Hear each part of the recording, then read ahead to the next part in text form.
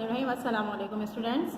Class 8 हमारा second chapter continue है the earth. इसका आप एक लेक्चर सुन चुके होंगे जिसमें इसमें आपको जो हमारा प्लैनेट है उसके जो कॉन्टिनेंट्स हैं उनके बारे में आपको बताया था कि जो हमारी अर्थ है, प्लैनेट है हमारा अर्थ, वो 7 कॉन्टिनेंट्स में, मतलब ज़मीन के जो बहुत बड़े बड़े हिस्से होते हैं ना, खुश्की के टुकड़े, तो वो 7 है जिसमें वो डिवाइड है। राइट। नेक्स्ट लेक्चर में मैं आपको बताऊंगी इसी के बारे में मज़ीद। देखिए, ये जो हमारी ज़मीन है ये मिलियंस ईयर्स पहले, ठीक है ना, मतलब कि लाखों साल पहले ये जो ज़मीन थी इसमें ये कॉन्टिनेंट नहीं थे, बल्कि ये पूरी एक लैंड मैस थी, पूरी एक, मतलब एक बहुत बड़ा जाइगेंटिक लैंड मास था। ठीक है, आपस में जुड़ा हुआ, ये अलग अलग इसके टुकड़े नहीं थे, मतलब कि कॉन्टिनेंट नहीं थे, बल्कि पूरा एक ही कॉन्टिनेंट था। ठीक है ना। देखें, इसमें आपको ये जो फॉल्ट लाइंस हैं ये भी दी हुई हैं, ये इस तरह फिर ये डिवाइड हुआ है अलग अलग पीस में। राइट। जो फिर अलग अलग समंदर भी अलग हुए और फिर ज़मीन के टुकड़े भी अलग हुए। तो पहले जो था ये पूरा एक ही लैंड मास था और उसे पैंजिया कहते थे, पैंजिया, और इसकी प्रोनाउंसिएशन पैनगिया और पैंजिया दोनों है। राइट। मतलब इसको जब प्रोनाउंस करते हैं तो पैंजिया भी पढ़ते हैं और पैनगिया भी, और ये ग्रीक वर्ड है, ग्रीक लैंग्वेज का वर्ड है ये। और पैंजिया के मीनिंग है सुपर अर्थ या ऑल अर्थ। ठीक है, मतलब ये इस्तेमाल होता है और अर्थ के लिए, यानी टोटल जितनी भी ज़मीन थी जो कि जुड़ी हुई थी आपस में पहले, उसके लिए ये इस्तेमाल होता है पैंजिया। राइट। और इसी तरह फिर जब ये आपस में जब ज़मीन इस तरीके से मिली हुई थी तो ये पूरा फिर समंदर भी एक ही था। राइट। पूरा समंदर भी एक ही था, मतलब जैसे अभी आप पैसिफिक ओशन या अटलांटिक ओशन या अरबियन सी, इंडियन ओशन ये पढ़ते हैं ना, तो ये नहीं था, बल्कि पूरा एक ही था। और ग्रीक लैंग्वेज में उसके लिए पेंथालासा इस्तेमाल होता था, वर्ड पेंथालासा इस्तेमाल होता था, जो कि ऑल सी यानी पूरा टोटल जो समंदर था उसके लिए, या सुपर ओशन कह सकते हैं आप, उसके लिए इस्तेमाल होता था पेंथालासा। राइट। अच्छा, ये 2 वर्ड के बारे में मैंने आपको बताया। उसके बाद मतलब 240 मिलियन ईयर्स अगो ये ज़मीन जो थी वो आहिस्ता आहिस्ता अलग होना शुरू हुई, उसके टुकड़े होना शुरू हुए और फिर वो ड्रिफ्ट होना शुरू हुई। राइट। अब वो जब ड्रिफ्ट हुई है तो देखें, ये आपको ये जो फॉल्ट लाइन नज़र आ रही है ना, ये टुकड़े अलग हुए हैं ज़मीन के। ठीक है, जैसे कि ये अफ्रीकन प्लेट है, अरबियन प्लेट है, यूरेशियन प्लेट है। ठीक है, ये पैसिफिक प्लेट है जो कि समंदर का हिस्सा है, इंडियन प्लेट है, तो ये इंडियन ओशन है पूरा, और फिर ये इंडियन प्लेट है। अब जैसे ये इंडियन प्लेट है, जब ये टुकड़ा अलग हुआ इंडियन प्लेट का, तो इसका एक टुकड़ा जो है वो नॉर्थ की तरफ बढ़ा। राइट। नॉर्थ की तरफ बढ़ा जो कि सब कॉन्टिनेंट बना, और एक टुकड़ा जो है वो इसका साउथ ईस्ट की तरफ जाकर एक कॉन्टिनेंट बना है, ऑस्ट्रेलेशिया जिसे कहते हैं। राइट। ऑस्ट्रेलेशिया या ऑस्ट्रेलिया, ये वो है। ये देखें, आपको अमेरिकन प्लेट और एक अमेरिकन प्लेट, ये नॉर्थ अमेरिका और ये साउथ अमेरिका, ये 2 प्लेट्स हैं। तो ये वेस्ट की तरफ बढ़ी, किस तरफ बढ़ी, ये वेस्ट की तरफ ये मूव हुई, और ये फिर अमेरिकन प्लेट्स हैं, ये नॉर्दर्न अमेरिका और ये साउथ अमेरिका। राइट। अच्छा, एक टुकड़ा जो है, अब ये अफ्रीकन प्लेट्स, यूरेशियन प्लेट्स, और ये जो यूरेशियन प्लेट्स ये यूरोप है। ठीक है, ये एशिया है सारा। तो ये जो एक टुकड़ा इंडियन प्लेट्स का था वो एशिया से आकर जुड़ गया, जो सब कॉन्टिनेंट कहलाता है ना, इंडो पाक, जिसमें पाकिस्तान और इंडिया शामिल है। ठीक है, ये भी एक बहुत बड़ा लैंड मास था जो कि आकर एशिया से जुड़ गया।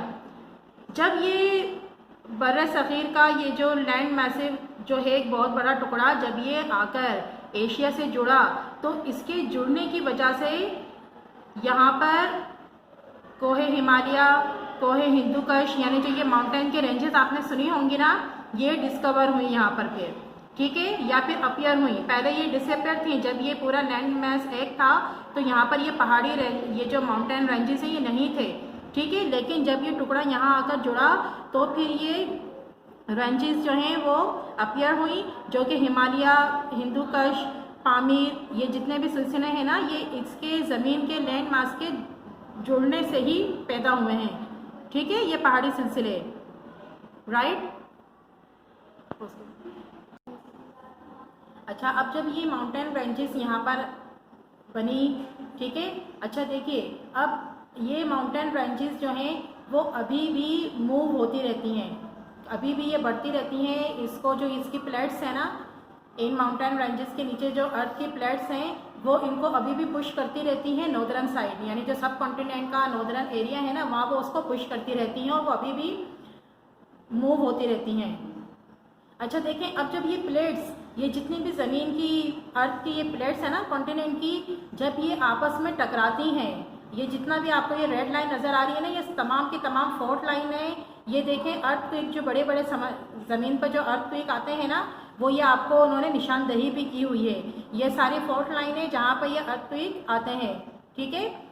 और देखें, जब ये ज़मीन की प्लेट्स ये तो मूव हो रही है ना, ये तो जैसे मैंने आपको अभी बताया कि ये ज़मीन की प्लेट्स जो हैं वो अभी भी मूव हो रही हैं। और ये पता है आपको, जो ये ज़मीन की प्लेट्स जब एक दूसरे से अलग हुई थी और इन्होंने ड्रिफ्ट करना शुरू किया था, खुली थी ये प्लेट्स, तो ये किस तरीके से कितने होती थी, मतलब एक साल में 10 सेंटीमीटर्स, कितनी, एक साल में 10 सेंटीमीटर्स ये मूव होती थी, राइट।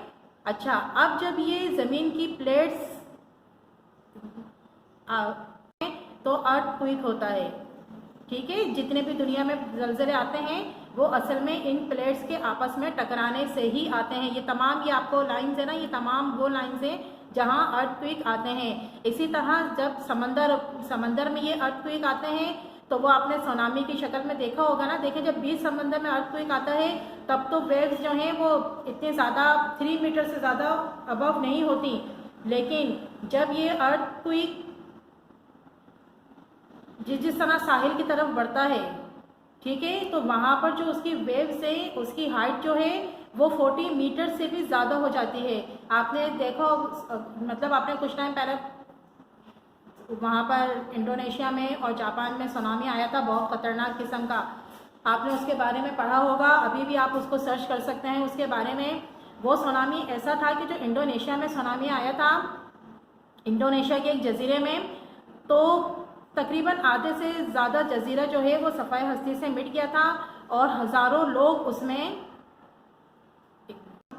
इंडोनेशिया के जजीरे में जब ये समंदर के अंदर वोल्केनो फटा था, आइलैंड था वहाँ पर, तो 36,000 पीपल जो है वो वहाँ के जो है वो मर गए थे। और इतनी उसकी जो वेव्स थी वो इतनी ज़्यादा हाई थी कि बहुत, मतलब पैसिफिक ओशन तक वो जो उसके असरात थे वो गए थे। और वो जो एक्सप्लोजन था, मतलब जो वो धमाका हुआ था वोल्केनो फटने का, वो 4000 किलोमीटर तक सुना गया था, ठीक है ना। और फिर जो पूरा नॉर्दर्न हेमिस्फीयर है, तो वहाँ जो सनसेट होता था तो वो बिल्कुल रेड रेड नज़र आता था। तो देखिए, इसके असरात इस तरीके से होते हैं। वोल्केनो जो होते हैं, जब समंदर में जब प्लेट्स टकराती हैं आपस में ज़मीन के नीचे, ठीक है, समंदर में जब वो प्लेट्स आपस में टकराती हैं, तो जो वोल्केनो अक्सर ऐसा भी होता है कि वो अब यानी ऊपर आते रहते हैं, हाई होते रहते हैं, और फिर ऊपर आकर वो एक नया जजीरा, मतलब नया आइलैंड बना लेते हैं।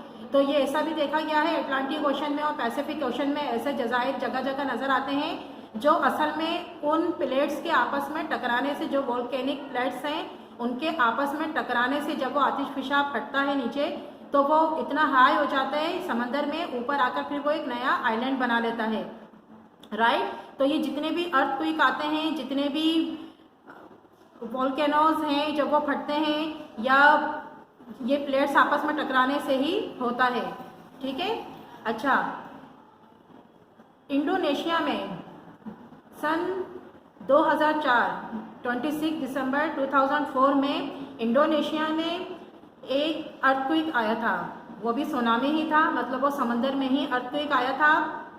और उसकी रेक्टर स्केल पर उसका जो, मतलब जो उसकी पावर थी वो 9.1 से 9.3 रेक्टर स्केल पर उसकी शिद्दत थी। और वो सुनामी इतना ख़तरनाक था कि उसमें तकरीबन 2,30,000 से ज़्यादा पीपल जो थे वो उसमें मरे थे और बहुत ज़्यादा नुकसान हुआ था। इसी तरह फिर जापान में 2011 में एक सुनामी आया था, उसकी शिद्दत जो थी वो 9.0 मैग्नीट्यूड थी और उसने भी बहुत ज़्यादा नुकसान पहुंचाया था। और मतलब वो 6 दिन तक वो जो आफ्टर शॉक्स थे उसके वो काफ़ी दिन तक आते रहे थे और उससे मतलब वो इतनी शिद्दत का था सुनामी या अर्थक्वेक कहने कि उसकी वजह से ज़मीन का जो एक्सिस है उसने भी कुछ पॉइंट्स अपनी मतलब 10 सेंटीमीटर से 25 सेंटीमीटर तक वो एक्सिस जो थी उसने भी अपनी जगह से वो मूव हुआ था। तो देखें, अच्छा अब ये जो हमारे कुछ पाकिस्तान का जैसे बलूचिस्तान और इसके अलावा मेडिटेरेनियन ईस्ट के जो कंट्रीज़, मेडिटेरेनियन सी में जो ईस्ट की तरफ कंट्रीज़ हैं वो, और साउथ एशिया में जो वेस्ट कंट्रीज़ हैं जिसके अंदर इराक, सऊदी अरब, ईरान और उसके अलावा अफ्रीका के कुछ कंट्रीज़, ये सारे कंट्रीज़ जो थे ये पहले समंदर मतलब ये जो कॉन्टिनेंट सारा इलाका है ये भी सतह समंदर पर ही था, मतलब वहाँ पर भी पहले समंदर ही था। आहिस्ता आहिस्ता मिलियन ईयर्स बाद वो आहिस्ता आहिस्ता करके वहाँ खुश्की आती गई, राइट, और फिर वो जो पानी था वो नीचे से नीचे जाता गया और वहाँ खुश्की आती गई। वहाँ जो क्रिएचर्स होती थी समंदर में वो और जो दरख्त वहाँ मौजूद थे वो सब ज़मीन के अंदर दफन होते गए, ज़मीन खुश्क होती गई और अब वो फॉसिल्स जो हैं वो आपने देखा होगा ना, बलूचिस्तान में भी अक्सर वहाँ रेप्टाइल्स जो हैं उनके फॉसिल्स मिलते हैं, समंदरी मखलूक़ात के फॉसिल्स मिलते हैं। और इसके अलावा आपने ये भी देखा होगा कि मुस्लिम कंट्रीज़ जो कि अफ्रीका में और हम एशिया के वेस्ट में वाक़ हैं या मेडिटेरियन जो कंट्रीज़ हैं कुछ इस्लामी, वहाँ आपने देखा होगा ना कि वहाँ जो है वो मिनरल्स ज़मीन में से निकलते हैं, तेल और दूसरी मिनरल्स भी, गैसेस भी। तो उसकी वजह यही है कि वहाँ पर भी ये तमाम क्रिएचर, उसमें प्लांट्स ज़्यादा शामिल हैं, वो सब मौजूद थे और ये पहले समंदर का ही इलाका होता था मिलियन साल पहले, राइट स्टूडेंट। तो ये मेरा लेक्चर अब यहीं स्टॉप होता है। इसी के मुतालिक आपको टास्क दिया जाएगा, आप उसे कंप्लीट कीजिएगा और नेक्स्ट पॉइंट जो है हम आपको नेक्स्ट